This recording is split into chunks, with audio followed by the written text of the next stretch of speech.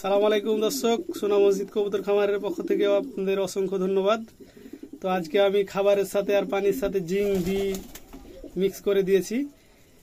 জিং বি দেওয়ার কারণ হলো আজ 4 দিন যাবৎ বৃষ্টি হচ্ছে তো কবুতরগুলো হয়তো বা অসুস্থ হয়ে পড়তে পারে বৃষ্টিতে ভিজার কারণে। আপনারা জানেন যে বৃষ্টি হলে কবুতর বৃষ্টিতে গোসল করে সারাক্ষণ, তো অসুস্থ হয়ে যাওয়ার কারণেই আমি জিং বি পানির সাথে মিক্স করে দিয়েছি। এখানে এক জোড়া আছে রেসার কবুতর, এখানে এদেরকেও দিয়েছি আর বাইরেও দিয়েছি। এই দেখেন পানির কালারটা হলুদ। তো আপনারা জিং বি দিতে পারবেন মাসে এক থেকে 2 বার। ভিটামিনের ঘাটতি দূর করে আর কবুতর সুস্থ সবল থাকে।